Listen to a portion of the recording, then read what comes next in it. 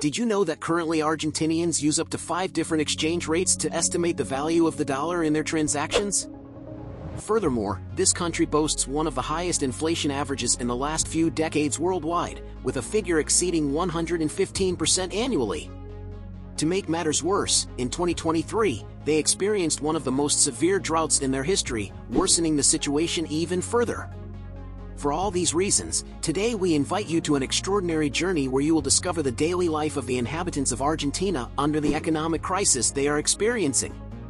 Additionally, you will see how life is lived within the borders of this country, despite it being one of the preferred destinations for those seeking to migrate within the continent. Welcome to Extraordinary Walks, Daily Life in Argentina amid the economic crisis.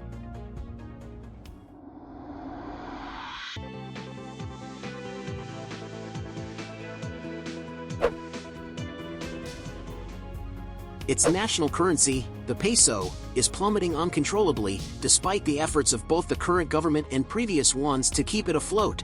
Currently, its value is half of what it was at the beginning of the year, representing a devaluation of over 18%, a destabilizing figure for any nation. On the other hand, prices are rising rapidly, and it is projected that inflation will reach 150% by December. These data come from an article published in the newspaper El País on September 9, 2023. According to the journalist Marcin Tenera, who contributes to the same media outlet, 1 in 4 inhabitants of this country lives in poverty, and the national debt equals 85% of the GDP. Argentinians are weary of a crisis that seems to be slowly worsening. The majority of Argentine economists attribute the current financial uncertainty in the country to the wrong decisions made by the governments regarding resource management and the issuance of currency without backing from the state's reserves. The upcoming electoral process also plays a role in this context. In these elections, the pro-free market candidate, Javier Milei, is leading in the polls and has stirred controversy by recently expressing his intention to dollarize the economy and close the central bank if he wins the elections on October 22. Faced with this economic instability, how does the average citizen cope? Given the devaluation of the peso, many citizens have chosen to use the dollar as a more stable currency. However, this decision has generated a series of internal imbalances that worsen what is technically known as an external constraint, meaning that the amount of dollars in the country does not satisfy the demand of the citizens. All of this has led citizens to develop very particular patterns of behavior, creating unofficial mechanisms to deal with the economic difficulties that prevent them from enjoying a more favorable market. Since the national industry heavily relies on imported inputs, citizens have been forced to turn to a parallel market, which is essentially an illegal market, that allows them to access the dollar not only as a savings currency but also to carry out transactions, especially when it comes to high-value goods or inputs. However, this system has given rise to at least 5 reference rates for transactions, making it extremely challenging to conduct business agreements.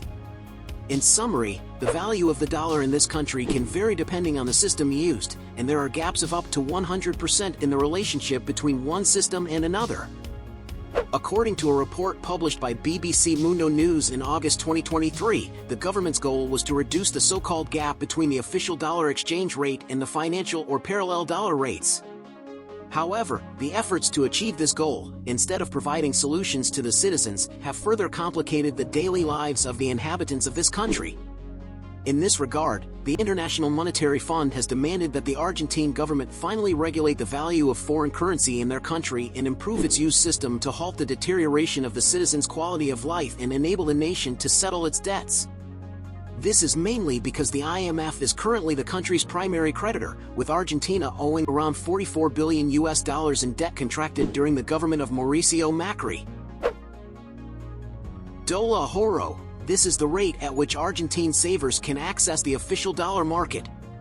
However, despite the relatively accessible rate set by the Central Bank of the Republic, regular individuals cannot acquire US dollars at that price.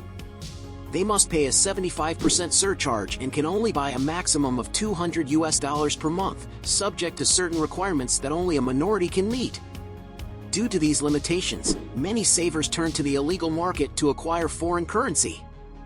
Dola Blue, known as the blue dollar, this is the most common method for the majority of Argentinians to access dollars outside of government restrictions. It is widely used as the primary reference for the dollar because its rate follows the logic of supply and demand. When citizens buy or sell high-value goods, such as properties, cars, computers, or cell phones, they rely on this quotation. However, due to its market-based nature, this type of dollar is also highly volatile and can experience abrupt increases, sometimes exceeding the official dollar value by more than 100%. Dólar tarjeta. This reference is used for credit card transactions and is employed to pay for services from international providers, such as Netflix or Amazon, or for minor expenses abroad. Its quotation is the same as the dólar ahorro, with a 75% surcharge, but it applies only if the expenditure is less than $300. As you can see, Argentinians must be very cautious with each expense, as they face various conditions to access foreign currencies. Values change not only depending on the exchange system used but also based on the money limit set by their provider, requiring very precise financial planning. Dólar turista or Qatar. This electronic dollar is used when an Argentine travels abroad and spends more than $300. In this case, the surcharge is not 75% as in dólar ahorro or dólar tarjeta but increases to 80%. Dólar bolsa or MEP. This term refers to the electronic payments market. It's a legal way to obtain foreign currency by buying and selling bonds that are quoted in both pesos and dollars. These bonds are acquired in the local currency and sold in foreign currency, and their operation requires the intermediation of a broker. One key factor to grasp the magnitude of the impact on the local economy is the exchange rate gap that exists between the different rates, as it directly affects the value of the country's official currency. The larger the gap, the greater the pressure for the peso to devalue. Despite the existence of the mentioned systems, the reality is that the majority of the country's citizens receive their salaries in pesos. This poses a constant challenge to make the most of the currency's value before it depreciates. For those who choose to use the national currency, planning their expenses becomes an odyssey, even within a span of weeks. According to reports from various newspapers in July 2023, the prices of most basic basket products increased by 6.3%. This happened just hours after an official decree from the central bank dated Monday, August 21st. Subsequently, there were reports of phone calls with complaints about announcements of 20% price hikes starting in September for public and private service subscriptions. In fact, on the particular Monday in question, the retail chains in most sectors came to a standstill due to the lack of prices provided by suppliers. By the following Tuesday, prices had already increased, surprising experts, merchants, and ordinary citizens, who are the main consumers. This landscape of economic instability makes the daily life of Argentinians even more complicated and challenging. The impact of the economic crisis is reflected in the emotions and opinions of Argentinians, as illustrated by the testimony provided by Mr. Ismail to the newspaper El País in the article titled "Argentinians Chase Rampant Inflation," written by journalist Mar Centenera on August 16, 2023. The owner of a specialty store selling phone accessories and music located in downtown Buenos Aires expressed, Uruguay, which has no resources, is doing well. Paraguay is doing well. What's wrong with us that we can't get out of this pit? He answered this question himself, referring to the useless and corrupt politicians we have, quoting a snippet from the political leader and presidential candidate Milei's speech.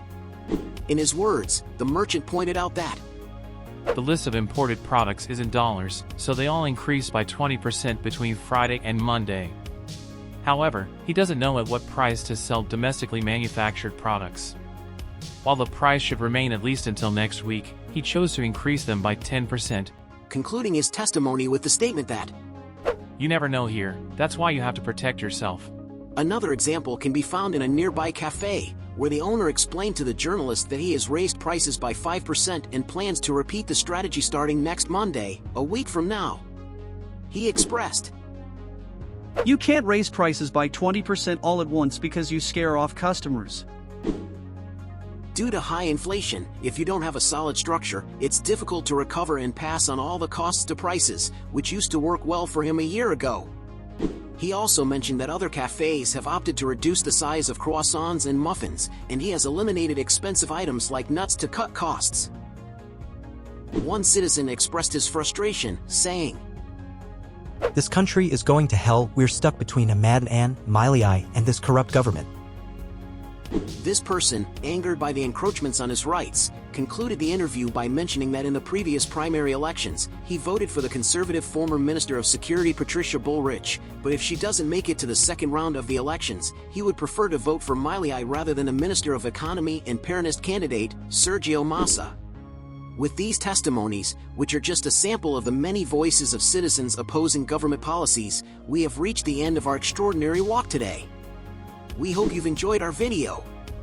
If you have, don't forget to like and subscribe to our channel so you won't miss any of our upcoming extraordinary walks. See you on the next adventure.